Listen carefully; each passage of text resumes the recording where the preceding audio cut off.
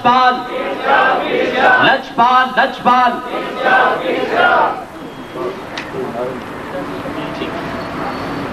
کوئی نعرہ نہ لگائے برائے کرم، بس سنے اور دیکھے اور دیدار سے مشرف۔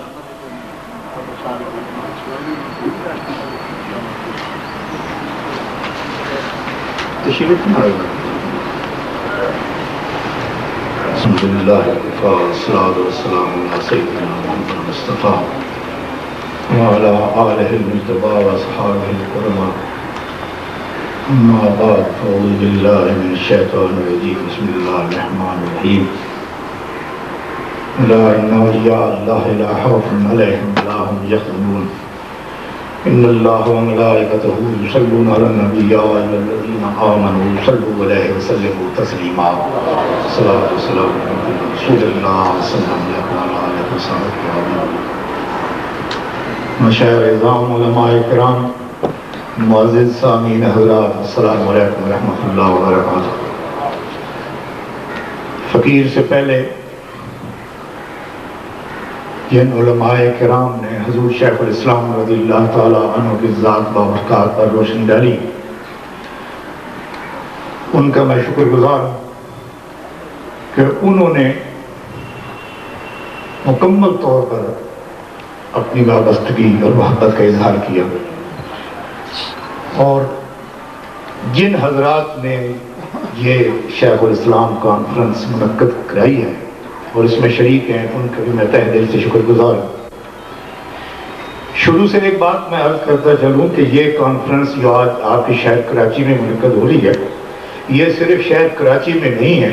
اللہ تعالیٰ نے اپنے حبیب صلی اللہ علیہ وسلم کے عشق صدقے خواجہ خواجگان حضرت خواجہ محمد قمرالدین رضی اللہ تعالیٰ عنہ کو وہ مرتبہ وہ مقام عطا فرمایا ہے کہ آپ یقین فرمائیں کہ سن 1401 سے لے کر آج تک دنیا کے ہر شہر میں اس کی یاد میں کانفرنس منعقد ہو رہی ہے۔ روزانہ مجھے ہزاروں کی تعداد میں ختم قرآن پاک ٹیلی فون پہ مجھے ملک ہوتے ہیں، لاکھوں درود و سلام مجھے ملک ہوتے ہیں کہ یہ ہماری طرف سے حضور شیخ الاسلام کی بارگاہ میں پیش کر دینا کہ ہم نے کانفرنس منعقد کی۔ اب اگر ہم سوچیں کہ حضور شیخ الاسلام رضی اللہ تعالیٰ عنہ کا اللہ تعالیٰ نے اپنے حبیب کے صدقے، اپنے حبیب صلی اللہ علیہ وسلم کی محبت کے صدقے حضور شیخ الاسلام کو کیا مقام کیا عطا فرمایا ہے۔ ہم دیکھتے ہیں کہ ایک شخص ہے، فقیر ہے، سر پہ ٹوپی ہے، میلے کپڑے ہیں، زمین پہ لیٹا ہوا ہے۔ آج اگر کسی کو کسی حلقے کی نظامت مل جائے، وہ ناظم ہو جائے، تو اس کے پاؤں جو ہے وہ زمین پہ نہیں ٹکتے کہ میں تو فلاں حلقے کا ناظم ہوں۔ تو آپ اندازہ فرمائیں حضور پیر سیال رضی اللہ تعالیٰ عنہ کی امانت کا امین، حضور حضرت ثانی لاسانی رحمۃ اللہ علیہ کے امانت کا امین، حضرت خواجہ خواجگان حضرت خواجہ محمد ضیاء الدین رضی اللہ تعالیٰ عنہ کے امانت کا امین، اور پیر پٹھان کا غلام خواجہ شاہ سلمان تونسوی کا غلام زمین پر لیٹا ہوا ہے۔ زمین پر صرف نیچے آپ کی جائے نماز ہے۔ جب آپ ٹوبہ ٹیک سنگھ سے ٹرین میں سوار ہونے کے لیے تشریف لائے، اس وقت آپ جمعیت علماء پاکستان کے صدر تھے، اور ان کا جو استقبال کراچی میں آپ لوگوں نے کیا وہ بھی آج تک اس کی مثال نہیں ملتی۔ جب ٹوبہ ٹیک سنگھ پہ آپ تشریف لے آئے اسٹیشن پہ تو مغرب کا وقت ہو گیا تھا، آپ نے وہاں نماز پڑھی اور لیٹ گئے، تو چند افراد گزر رہے تھے، گزر کے پھر واپس آ کہنے لگے کہ یہ وہی شخص ہے جو جمعیت علماء پاکستان کا صدر ہے۔ ان کو یہ نہیں پتا تھا کہ یہ تو پیر پٹھان کا غلام ہے اور عاشق رسول ہے۔ وہ صرف یہ جانتے تھے کہ یہ جمعیت علماء پاکستان کا صدر ہے۔ سیاست حضور کی یہ سیاست ہے کہ قلیل عرصہ میں، صرف 3 ماہ کے قلیل عرصہ میں نیشنل اسمبلی کی 8 سیٹیں آپ نے جتوائی، صرف 3 ماہ۔ یہ تو ہے ان کی سیاسی بصیرت۔ علمی بصیرت کے متعلق مجھ سے بہتر علماء کرام جانتے ہیں، میں تو علماء کرام کی جوتیاں سیدھی کرنے کی لیاقت بھی نہیں رکھتا۔ آپ کی مثال کے بعد اپنے تو تعریف کرتے ہی ہیں، سنتے ہی آئے ہیں کہ اپنے تعریف کرتے ہیں، ان کا حق ہے کہ اپنے آقا کی وہ تعریف کرے، لیکن تعریف وہ ہوتی ہے جو غیر بھی تعریف کرنے پر مجبور ہو جاتے ہیں، اس ہستی کا کیا بات۔ ایران سے مجھے خط آیا، ایک مجتہد صاحب تھے، انہوں نے مجھے خط لکھا۔ خط میں یہ صرف 2 جملے تھے کہ میرا مسلک آپ کا مسلک نہیں ہے، میرا مذہب آپ کا مذہب نہیں ہے، لیکن اس شخص جو اس دنیا کو چھوڑ چکا ہے، اب اس دنیا سے چلا گیا ہے، سفر کر گیا، اس کی تعریف نہ کرنا یہ ناانصافی ہے۔ ہمارے مسلک کا نہیں ہے، ہمارے مذہب کا نہیں ہے، لیکن تعریف کیا کرتا ہے؟ کہتا ہے کہ اس کی تعریف نہ کرنا یہ ناانصافی ہے۔ یہ تو ایک غیر مسلک شخص کرتا ہے۔ اب اس شخص کو اللہ تعالیٰ نے کیا مقام عطا فرمایا ہے اپنے پیر کے صدقے میں، اپنے نبی پاک کے صدقے میں، پیر پٹھان غریب ناتھ کے صدقے میں جو اس کا مقام اللہ تعالیٰ نے عطا فرمایا، وہ بھی میں ذکر کر دوں۔ ایک شخص اب بھی زندہ ہے، سیال شریف کے درویش ہے، کافی عرصہ سے حضور شیخ الاسلام کے زمانے سے وہ چلا رہا ہے، بوڑھا ہو چکا ہے۔ تو میں یہ بھی عرض کرتا چلوں کہ حضور نبی پاک صلی اللہ علیہ وآلہ وسلم کا ربیع الاول شریف کی 3 تاریخ کو عرس پاک منعقد ہوتا ہے۔ عرس پاک کا موقع تھا تو وہ شخص قسمیہ بیان کرتا ہے کہ میں نے خواب میں حضور صلی اللہ علیہ وسلم کی زیارت مجھے نصیب ہوئی، اور میں نے دیکھا کہ تمام بزرگان دین اولیاء کرام بارگاہ میں حاضر ہیں، اور میں اپنے پیر کو تلاش کرتا ہوں کہ میرے پیر کہاں، مجھے نظر نہیں آ رہا میرا پیر۔ تو سرکار نے میری طرف تھوڑی سی توجہ، سرکار نے میری طرف مسکرا کے پوچھا کہ کیا تو اپنے پیر کو تلاش کر رہا ہے؟ میں نے کہا یا رسول اللہ یہی بات ہے۔ تو حضور نے اوپر جو چادر لی ہوئی تھی وہ ہٹائی، اور میں نے دیکھا کہ سینہ مبارک خالی اور میرا پیر وہاں تشریف لے۔ یہ ہے اس کا مقام جو عشق رسول میں ایک ایک سانس، میں پوری ذمہ داری سے کہتا ہوں کہ پوری زندگی جو ہے یاد خدا اور اس کے مصطفیٰ کے بغیر ایک سانس لیے، کوئی سنت ایسی نہیں جو حضور نے ترک فرمائی۔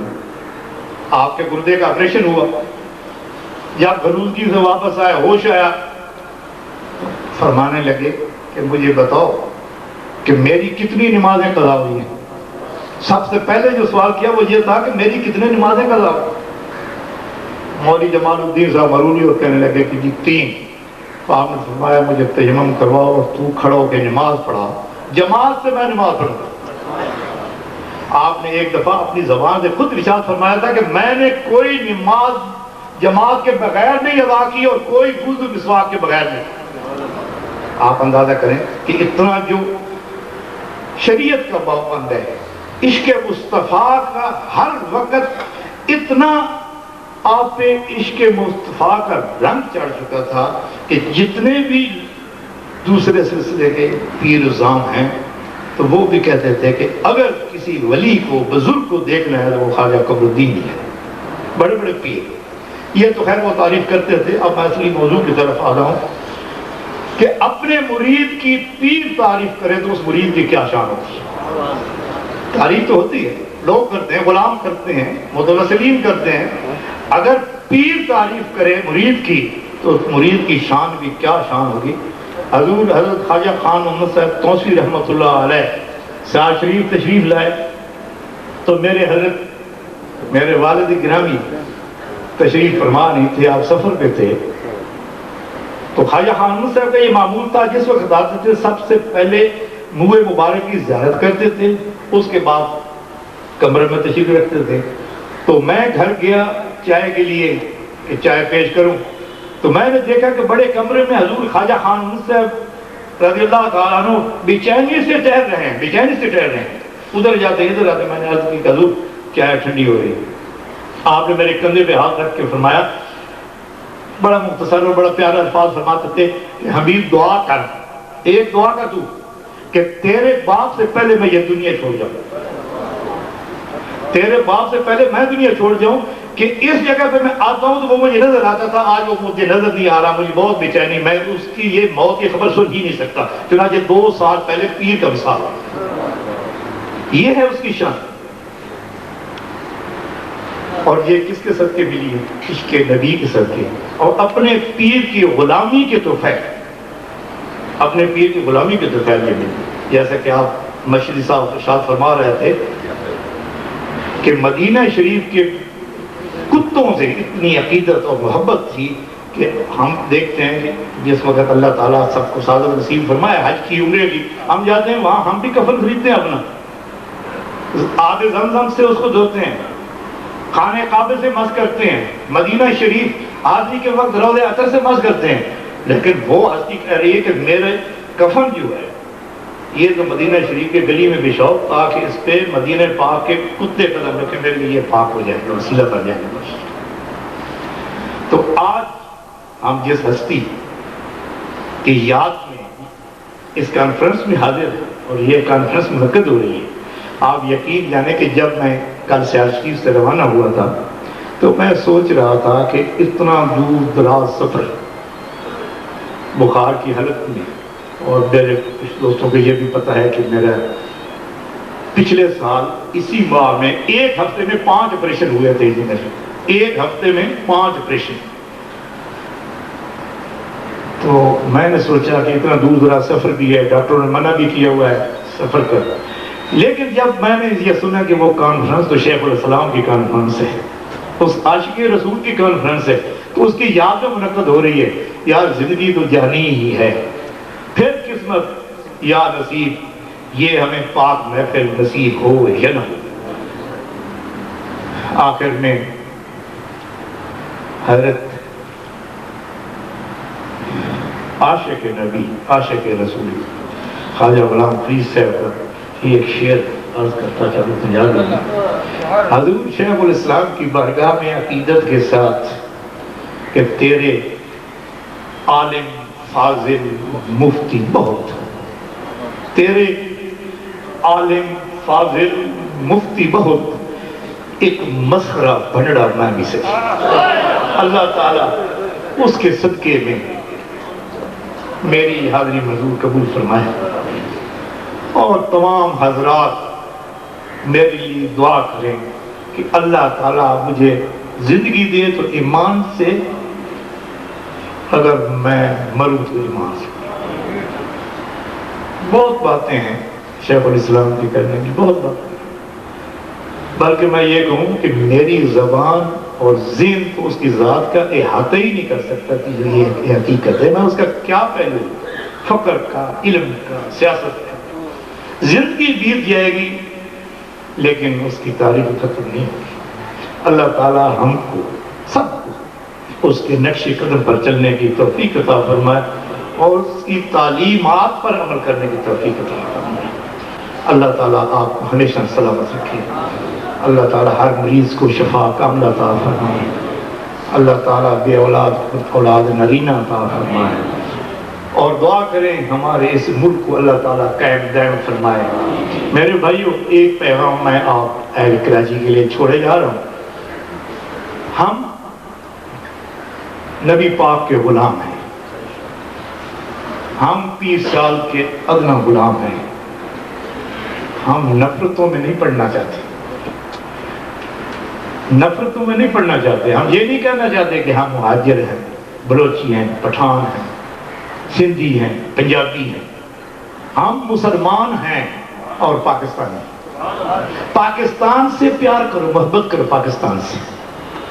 جس کو حاصل کرنے کے لیے حضور شیخ الاسلام نے بے بہا قربانیاں دی، جیل کی صحبتیں برداشت کی، انگریز سے ٹکر لی، پاکستان حاصل کیا۔ اس پاکستان سے محبت کرو، آنے والی نسلوں کو بتاؤ یہ پاکستان ہمیں تحفے میں نہیں ملا، ہمارے بزرگوں نے اس اصول کے لیے بہت قربانیاں دی ہیں، اور یہ ہمارے پاس بتا دوں کہ یہ شیخ الاسلام کی یہ امانت ہے پاکستان ہمارے پاس، اور اس امانت کا خیال رکھنا ہم سب پر فرض ہے۔ اللہ آپ کا